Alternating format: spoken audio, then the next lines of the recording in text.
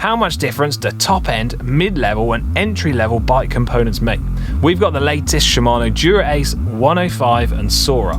We also have a beginner rider, an amateur level rider and a pro. All three of us are going to ride all three levels of components and we're going to find out. Just takes a bit of getting used to the gears. That's up, that's down. Oh, look at me, I'm Griff. Look how fit and strong I am. she's absolutely smashing me. Why is this happening? Now I know how Ollie feels.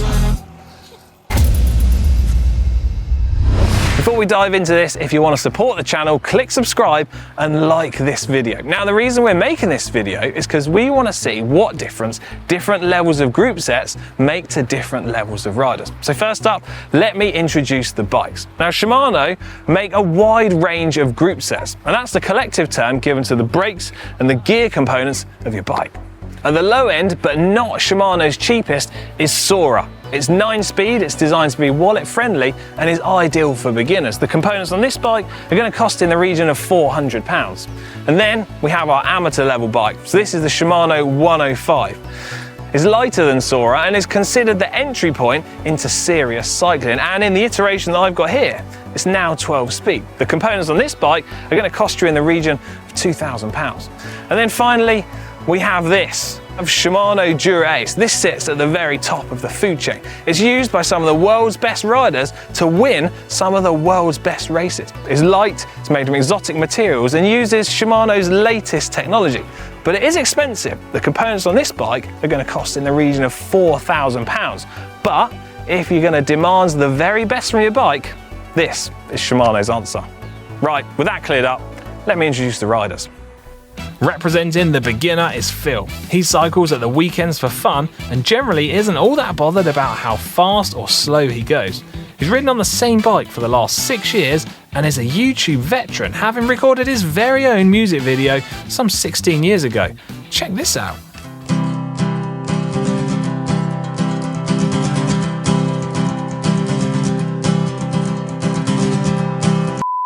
And our amateur for the day is me. Yes, I was once a pro, but those days are long gone and my fitness is definitely not what it used to be. I mean, even Ollie has dropped me.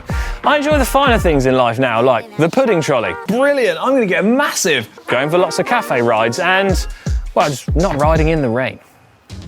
And finally, we have our pro, Gruff Lewis, who races for the With Sun God UCI Continental team and has most certainly not recorded his own music video.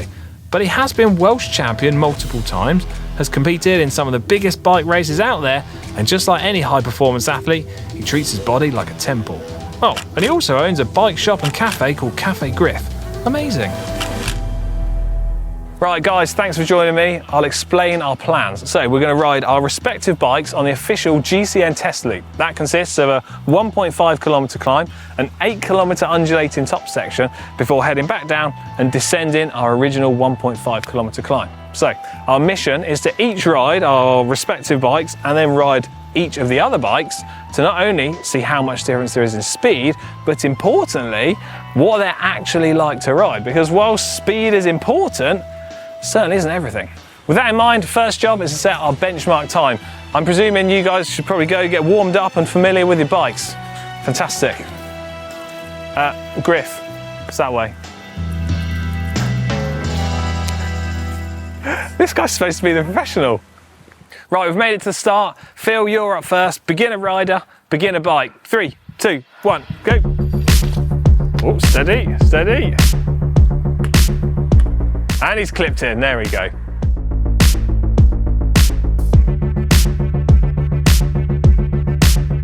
Okay, it feels pretty comfortable and familiar. It's a bit like my bike that I've got at home, just slightly cleaner. Griff and Alex have told me to go a little bit easy because I've got to do this 3 times. So, yeah, here goes. 2 minutes behind Phil is me, amateur rider, amateur bike. Would you believe it's my first experience of 105 Di2? Right, count myself in. 3, 2, 1, off we go. Whoa, yeah.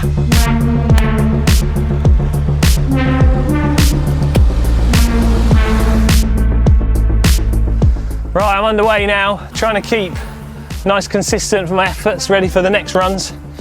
And what I do want to say is, this 105 has been particularly difficult to get hold of. But finally we've got our hands on it here at GCN. First point I want to note, lever shape is near identical to that of the Dura-Ace. Now first thing I think we should address between the differences, other than the price, is the weight. Now as you can imagine, the 105 group set, or our amateur level group set for the day, is lighter than the Sora. And then move up another level, the pro level stuff, or the Dura-Ace, is lighter than the 105. Now, if we can, I'll have a little chart come up on screen showing all the different weights of the different group sets and the differences between them. Something else I should point out is that understandably, we're all riding ever so slightly different bikes. The reason for that is that the group sets are built up onto comparable level bikes relative to the level of the group set. And yes, there is going to be a weight difference between them, but that's the whole point of this video. We just want to see what those differences are.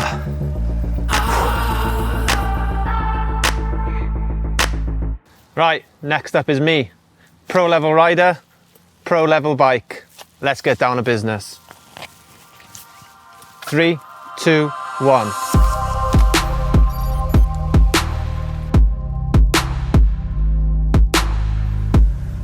Oh God, Griff's gonna take such enjoyment riding past me. On the plus side, I can see Phil up ahead. Oh, these satellite shifting so nice. So on this pro level bike that I'm on today, it's got the new Dura-Ace 12 speed. At home on my race bike, I'm still on the 11 speed.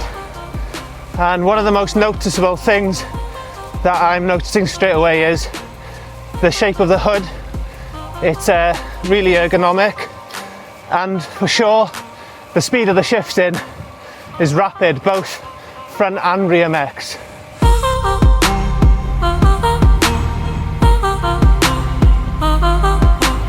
Now that the three of us are well underway, let me run you through the process of our experiment. Each of us are going to do our very best to make our efforts as consistent as possible for each bike that we ride. We also have power meter pedals fitted so that we can keep track of our efforts. By doing this, we can not only talk through our experiences at the end, we can find out which level of rider saw the biggest improvement when switching between bikes. Pretty cool, eh? One thing that's nice about these shifters, you got these buttons on the top, and when you're sat on the hood, it's just really convenient. Yeah, rolling into the last descent now. It's actually significantly windier than I'd anticipated. I'm not sure how that's going to affect the results. Right, time to switch bikes, guys. Phil, you're going up to this. Griff, you're going down to that. I'm going... You swap with Phil first. I don't even know what I'm doing. Phil, right, you take that. Sorry. That. Oh. Ah! Right. What are you having? Oh, I'm on this bike. Am I on this? Yeah, this is my bike. I don't know if this can handle me. I love that. Beginner rider, amateur bike. Is it a bit weird that I'm really excited about this? Phil, you're being weird. You're being weird, play it cool. Cool.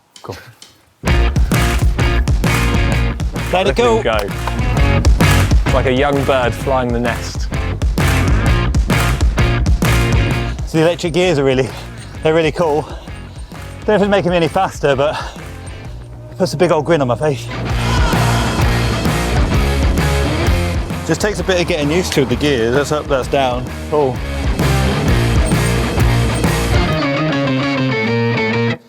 Amateur level rider, me on the pro level bike. It's actually my usual bike, so it feels quite nice to be on. Go on, count me in. 3, 2, 1.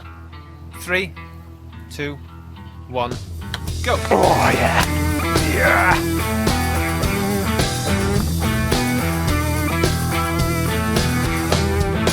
Now I want to discuss brake performance during this experiment, but seeing as I was just so out of breath on this climb last time, here's a little something I prepared earlier. So overall stopping power, and therefore stopping distance, is likely to be fairly comparable between all three of the different bikes. And that's because they're all using the disc brake system. The differences are likely to come when we start to look at rider input, modulation or fine control, and heat management. Our beginner bike uses cable actuated brakes. These require more input from the rider at the lever. Only one of the brake pads moves within the caliper, which means you have a less precise control over the force that is applied. Probably isn't going to be much of an issue for us on our test loop today, but if you're a heavier rider riding in hilly terrain, it's something that you should take into consideration.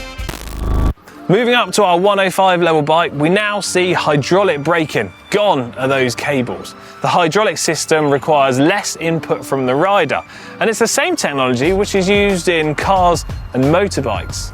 We've got a dual piston and self-adjusting design, which improves the modulation from the braking system. It's not all plain sailing though. Hydraulic systems are notably more complicated than mechanical ones, which can make home servicing and maintenance seem a little bit of a daunting task. And then finally, we have our pro level, Shimano Durais. Again, this is a hydraulic system, but this time we have a one-piece caliper as opposed to two halves that are then bolted together. Here we see Shimano's Servo wave technology, which means as you pull the brake lever, the initial pad travel is fast, meaning the brake pads quickly come into contact with the rotor. And then as you increase the lever stroke, the power increases dramatically so that much of the lever stroke is used to adjust the fine control and braking power that's applied to the system. It's all very clever stuff, and for now, this servo wave technology is limited to Shimano Durais and old Tegra levers. Well, that took far longer than planned. You guys better go and catch up with everyone else. So yeah, Shimano Sora 9-speed. I'm going to be looking for these extra 2 gears, or 3 gears actually. But no, it's going to be even more satisfying when I pass Alex. It's going to be like the old days. 3, 2, 1, let's go.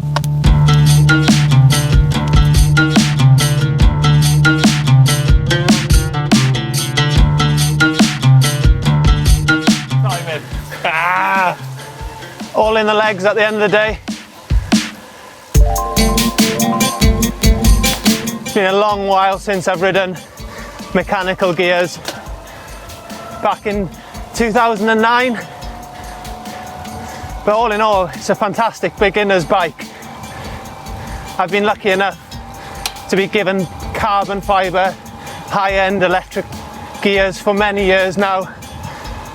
And yeah, it's a little bit less refined, but if you were jumping on a road bike for the first time, you'd be most certainly having a great time. It's like the quietest bike I've ever ridden. No noises, no creaks, until you change gear and then sounds like Robocop or something. It's mad. Can't stop pressing the buttons. So I can notice now the speed is not as high as last time. I was hitting over 40. I'm just struggling to get there now, which just says how aerodynamic that carbon albeit was compared to the beginner bike.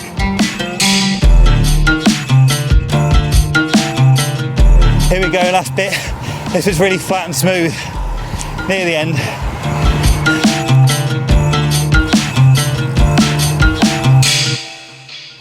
Right, musical bikes again. Does everyone know what bike they're getting this time? I need that one.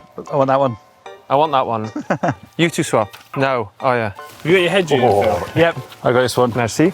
Whose head unit is this? Mine. I have to do everything around here. Start line. Let's do it.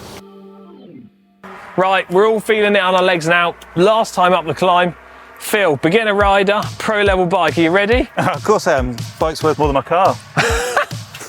Oh, you're going, okay. See ya. See ya. Oh, this is ace.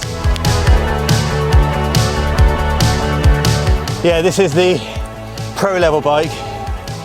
It feels amazing. Never ridden anything like this. I'm sure Alex has prepared something really smart and clever, but I can do that too. Hey, she's absolutely smashing me. Why? Why is this happening? Now I know how Ollie feels. The latest Dura-Ace is wireless from the shifters using Hyperglide Plus. This technology is to smooth up and speed out shifting. This is taken from Shimano's mountain bike group set. Shimano have also reworked internal derailleurs, meaning shifting is 45% faster up front and 48% at the rear compared to previous Dura-Ace. There's less than a tenth of a second and less than 2/10 of a second at the front. Now I know about that because I've watched Simon Richardson's video, as you all should, and Alex has also written it down for me. Right, final run, I'll count myself in. 3, 2, 1. Oh, she's missed my pedal. True beginner.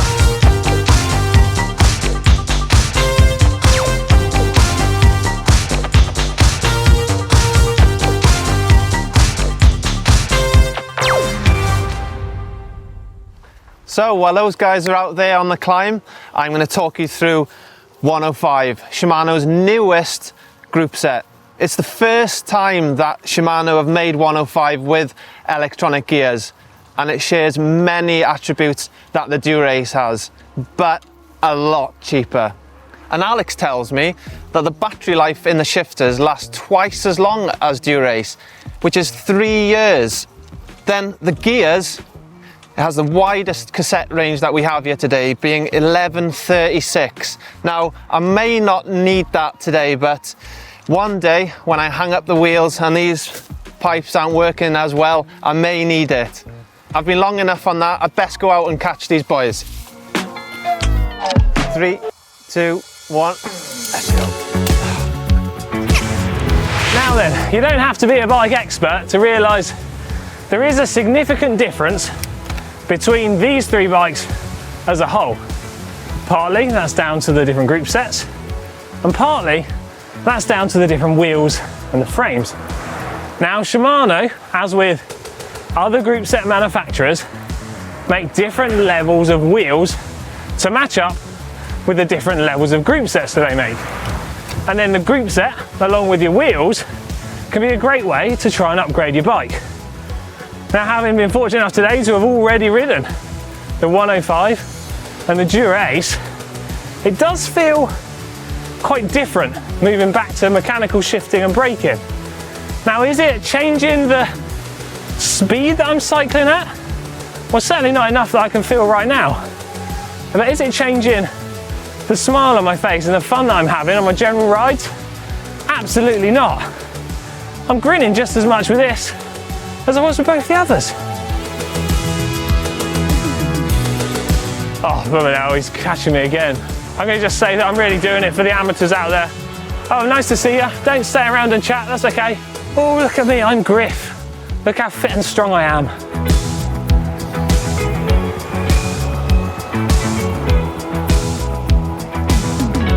Last smooth section of road on this top bit now before my final descent to the finish line. It's been quite a lot of riding today.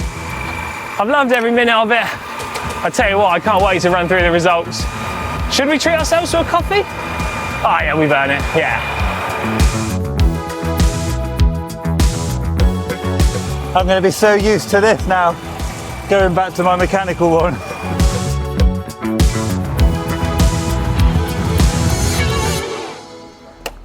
Okay guys, it's been a long day, so long in fact, the sun is starting to set, so I'll run us through our results, because for me, the main thing that I want to see is who saved the most time between the three of us upgrading from the respective bikes. So, going from the beginner bike to the amateur bike, Phil, you saved 2 minutes 24 seconds. Decent. I saved 13 seconds, and Griff, you saved 32 seconds. So, upgrading from beginner bike to amateur bike, Phil, you by far saved the most. And then upgrading from the amateur bike to the pro level bike, Phil, you went 1 second faster. Is that it? Just 1 second. Okay. So I'm going to say it's probably within the margin of timing error there. Yeah. And then both myself and Griff saved 16 seconds. So we both saved the same amount of time. So I think overall, what can we take from our little experiment is that myself and Griff saved the most time upgrading from overall from the amateur bike to the pro bike. But Phil, you've saved a huge amount of time from the beginner one to the amateur one. What, like, is that in line with your feelings on the bike? Yeah, the jump from the beginner bike to the amateur bike felt huge, like a massive difference. Just felt quicker shifting, everything felt faster. Then the jump from that one then to this one, to me, they felt one and the same, pretty much. Griff, what are your sort of thoughts on this? Yeah, similar feelings to Phil. Obviously, jumping from mechanical gears to Di2 was a luxury, and it was like getting back on my own bike. And then the difference then, if I was to guess, it would have been very difficult between the amateur and the pro bike. Yeah. But the times tell us that, again, I was faster. So just proving maybe the aerodynamics and the weight and so on. There's quite a lot of bits coming into it there. Yeah. Okay, so with that in mind, right, I want you to completely forget about those time differences. I know we've just gone through it, but close your eyes and now envisage this for me. Oh, Phil, great demonstration. Envisage you're in a bike shop. You've got your hard-earned savings. You've spent a lot of time and effort saving them up. What group set do you think you're going to invest your cash into? Beginner level, amateur level, or the pro top tier stuff? Phil, go first. With my own savings, it would be this one. I think comparably price-wise, this is about half the cost. Yeah. And it's definitely not half the enjoyment of this one. I love both, but yeah, this for me was plenty of bike. Okay, I like that. Griff, what are you going to go for? I think with living with the fact that when I'm in the cafe and when I'm parked up next to my friends and stuff, I'm going to have to go with the Dura-Ace, you know. Yeah, you're going pro level? Yeah, I'm going to have to go for it. What? It's a lot more money, but I know with the crashes and maybe dropping your bike out, I would be for sure insuring it with a good insurance company. But I'm not sure if I could sleep at night knowing that my mates have got Dura-Ace and that I've got 105. Okay, I'll go with that. For me, well, I'm fortunate enough to get to use top level equipment regularly and a lot of the time. It's a fortunate position to be in. However, if I was going to be investing my hard-earned savings, I'm going to have to go with the amateur level group set. I'm not a pro anymore. I don't ride at the crazy speeds that you ride at. And I've got to sort of, it really resonated with me with what you said, Phil. I think for the large proportion extra in cash you've got to spend for the pro level stuff, I don't think it's proportionally coming back in terms of performance, certainly not for the way I ride these days. So yeah, mid-level average stuff for me all the way. Have you guys had a good time? I've had a great time. Fantastic, thanks for joining us. Phil, you've been fantastic. Griff, you've nearly been as good as Phil. I hope everyone enjoyed it. I've had a great time. Please let us know what you thought of our video in the comments section down below. And well, if you did enjoy it, like the video and subscribe to GCN for more cool videos like this. Can I have my bike back now? No.